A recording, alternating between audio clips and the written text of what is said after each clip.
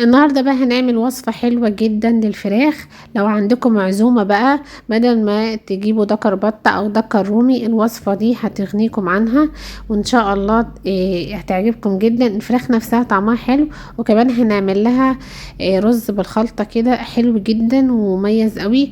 ان شاء الله تعتمدوا الطريقة دي في كل عزومة. اهم حاجة ما تنسوش تعملوا لايك وكومنت حلو، وتعالوا نشوف الطريقة وازاي هنعمل الفرخة الحلوة دي.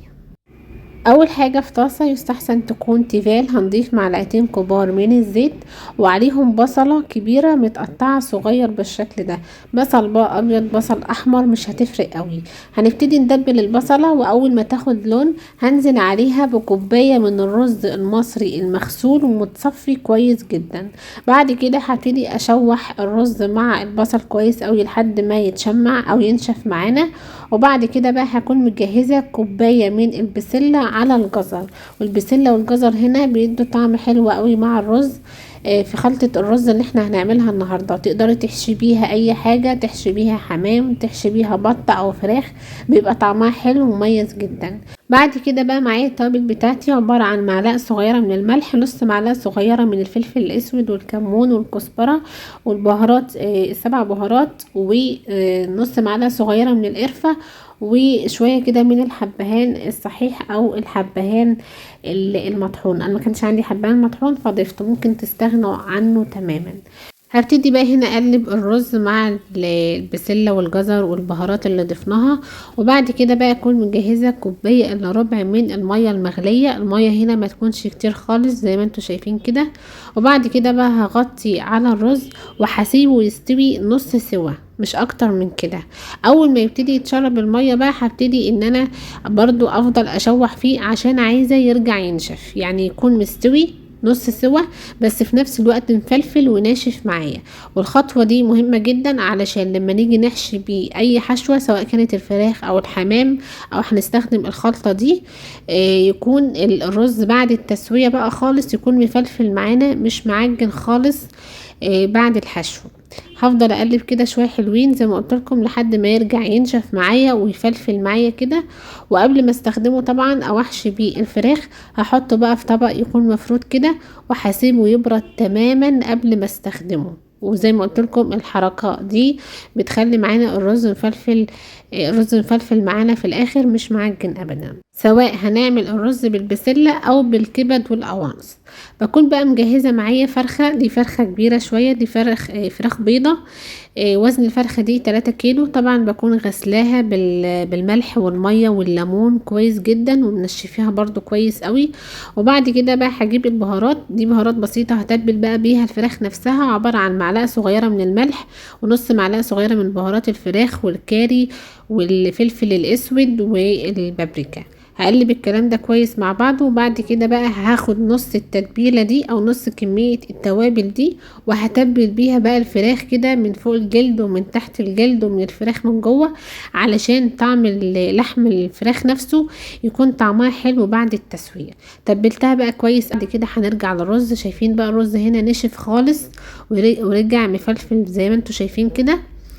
هاخد بقى كميه الرز دي زي ما قلت لكم، دي كوبايه من الرز على كوباية من البسلة والجزر. وهبتدي بقى ان انا احشي الفراخ من جوه كده بالمعلقة كده لحد ما اخلص الكمية كلها. وطبعا بحشي الفراخ من جوه ومن تحت الجلد، بكون مورقة الفراخ كويس قوي، مورقاها يعني فاصلة الجلد عن اللحمة علشان تاخد كمية الرز كلها. زي ما قلت لكم دي فراخ بيضة. وممكن كمان تستخدموا الفراخ البلدي لو انتوا حابين تعملوا حشوة حلوة بنفس الطريقة بنفس التتبيلة بنفس فكرة الخلطة اللي هي الرز بالبسلة دي للفراخ البلدي، وتمشوا زي الخطوات اللي انا هعملها برضو هتبقى طعمها حلو جدا. هخلص بقى كمية الحشو كلها بالشكل اللي انتوا شايفينه ده. وبعد كده هبتدي بقى ان انا اقفل الفراخ. بجيب الرجل الاولى بدخلها كده في الجزء اللي تحت بالشكل ده، والرجل التانية بحطها تحت الرجل الاولى زي ما انتوا شايفين بتتقفل معايا كويس قوي. وببتدي ان انا اظبط الشكل واتاكد ان انا وزعت الرز كويس قوي. باقي البهارات بقى اللي معايا لو قلت لكم هاخد نص البهارات والنص التاني هستخدمه بقى، هضيف معلقه كبيره من صوص الباربيكيو ومعلقه كبيره من الكاتشب ومعلقه كبيره من الصلصه ومعلقة كبيرة من الزيت، بس التصوير ما جابش وانا بضيف الصلصة او الزيت. والخلطة دي اللي انا هدهن بيها الفراخ بقى قبل ما ادخلها الفرن. هنا بقى معايا اكياس حرارية، دي علبة كيس حرارية فيها تقريبا 7 اكياس. سعرها كان تقريبا عامل 10 جنيه، انا كنت جايبها ب10 جنيه يعني. دي اكياس الحجم الكبير، في اكياس كبيرة وفي اكياس صغيرة، انا استخدم النهاردة الكيس الكبير. بعد كده بقى هجيب الصلصة اللي انا تبلتها بباقي البهارات اللي فضلت معايا، وهبتدي بقى ان انا اوزع الخلطة الحلوة دي على الفراخ. اولا بتدي لها طعم حلو جدا، وبتدي لها لون وتحمير كده شوي حلو قوي. بعد كده هدخل بقى الفرخة في الكيس الحراري بعد ما دهنتها كويس قوي بصوص الصلصة والبهارات ده، وهبتدي ان انا اقفل الكيس كويس قوي. وقبل ما بدخلها الفرن بعمل خطوتين تانيين. اول خطوة ان انا بضيف كوبايتين من المية المغلية في الصينية بالشكل ده، علشان لو نزل اي سوائل من الفراخ ما يحرقش معايا الصينية. وكمان المية دي بتساعد على تسوية الفراخ. وهعمل فتحات كده في الكيس الحراري ما تنسوش. وبعد كده هدخلها الفرن، هتاخد ساعة. وبعد الساعة هخرجها من الكيس الحراري او هشيل منها الكيس الحراري، وهبتدي انا اشغل عليها الشواية كمان 10 دقايق. واول ما بتطلع بقى بضيف لها شوية من الخضرة، شوية كده من البقدونس او شوية من الكزبرة، بتديلها لون وريحة حلوة جدا.